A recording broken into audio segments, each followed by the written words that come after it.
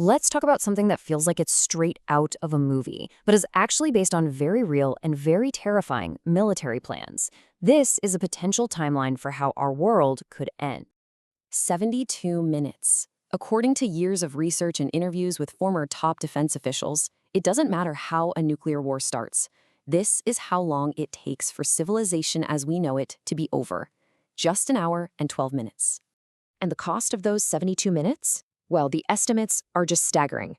5 billion people dead. And that's not even mostly from the bombs themselves.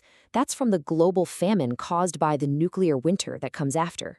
Now, it's easy to think of this as some old Cold War story, right? A relic of the past. But it's not. As the UN Secretary General said, the danger is right here, right now. The whole system is balanced on a knife's edge. So that brings us to the real question, the one we're going to dive into. How could a chain of events this catastrophic actually get started? And what would happen minute by horrifying minute? You'd think something this big would start with a huge debate, a vote in Congress, something. But nope. The path to global annihilation starts with just one person making a single, lonely decision. And here's a fact that honestly blows most people's minds. The US president has what's called sole presidential authority. That means exactly what it sounds like. No one, not Congress, not their top generals, not a single other person, can legally stop a presidential order to launch nuclear weapons. This isn't some theory. Congress itself has confirmed it. One person holds the fate of the world in their hands. And the pressure to make that one decision, it's almost impossible to imagine. We're not talking about days or even hours of deliberation. We're talking about minutes. So here's how it works. The moment an enemy missile launch is detected and then confirmed a few minutes later, the clock starts ticking. The president is briefed, and from that point, they have about 6 minutes. 6 minutes to understand what's happening, look at their options, and give the order that changes the world forever. The actual tool for doing this is the famous nuclear football. It's a special briefcase that a military aide carries, and it's with the president 24/7. Inside, you've got the secure communication gear, the codes to prove the president is who they say they are, and a binder of pre-planned strike options called the Black Book. And this is where it gets really chilling. Because there's no time for complex strategy. Everything has to be simplified. One military aide who used to carry the football described that Black Book of strike options as being like a Denny's menu. The single gravest choice in human history reduced to a list of choices. So that's the decision-making process. What about the weapons that are just waiting for that order? Well, you have to forget everything you've seen in old black and white photos from 1945. This is a whole different ballgame. You want to understand just how much more powerful these things are? The atomic bomb that destroyed Hiroshima is now used as the trigger. It's basically the matchstick used to light the fuse on a much, much bigger thermonuclear explosion. It's literally a bomb inside another bomb.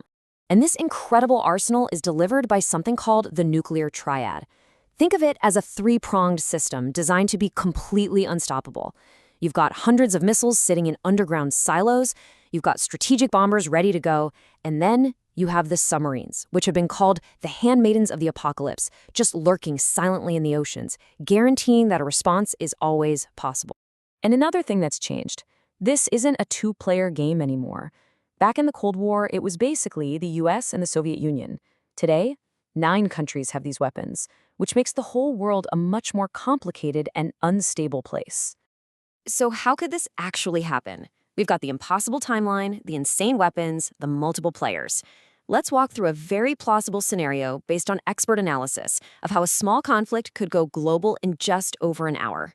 It could all start with a launch from a country like North Korea. The US retaliates, but here's the fatal flaw in the system. To get to North Korea, US missiles launched from the mainland have to fly over Russia. Russia's early warning system picks up these incoming missiles, and it assumes they're under a full-scale attack.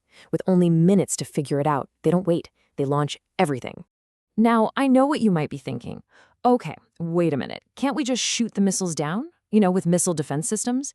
It's a comforting thought, but experts say it's pretty much a fantasy. Let's just look at the hard numbers, because they tell the whole story. Russia has over 1,600 deployed warheads ready to go. To defend the US mainland, we have just 44 interceptors. And even in a perfectly controlled test, the success rate is only about 50%. Someone described it as trying to hit a bullet with another bullet. Against hundreds of missiles at once, it's a statistical impossibility. So, the unthinkable happens. The 72 minutes are up. What does the world actually look like at minute 73? Well, the descriptions from the scientists who studied this are not for the faint of heart. First, the heat. At the very center of a thermonuclear fireball, the temperature hits 180 million degrees Fahrenheit. To put that in perspective, that is hotter than the center of our sun. Anything from miles around is just gone, vaporized. One description paints this picture. 1,000 flashes of light all at once. 1,000 cities and towns where buildings just collapse and burn. Tens of millions of people dead instantly, and tens of millions more, described as the unfortunate survivors, suffering from fatal burns. And that's just the start. All of those massive fires would throw so much soot and ash into the atmosphere that it would literally block out the sun. The planet would be plunged into a nuclear winter. Temperatures would plummet, crops would fail, and almost all of the survivors would starve to death. Okay, that is an incredibly bleak picture. It's easy to hear all that and just feel completely hopeless. But here's the most important thing to remember in all of this. This threat isn't like an asteroid or some other natural disaster. We did this. We built the bombs, we designed the systems, we wrote the plans. And because it is a man-made threat, that means it has a man-made solution. And you know what? History has shown us that this is absolutely possible. Back in the 1980s, President Ronald Reagan, who was a famous Cold War hawk, sat down and watched a TV movie called The Day After. It showed the horror of a nuclear war, and he wrote in his diary that it left him greatly depressed. That shift in his thinking helped lead to a meeting with the Soviet leader Mikhail Gorbachev, where they both agreed on this historic statement. That moment was the beginning of huge arms reductions, from a peak of 70,000 weapons down to around 12,500 today. So that leaves us here. We know the system is man-made. We know that being aware of the problem can lead to real action, and that action can lead to real change. The final question, then, isn't really for presidents or generals. It's for all of us.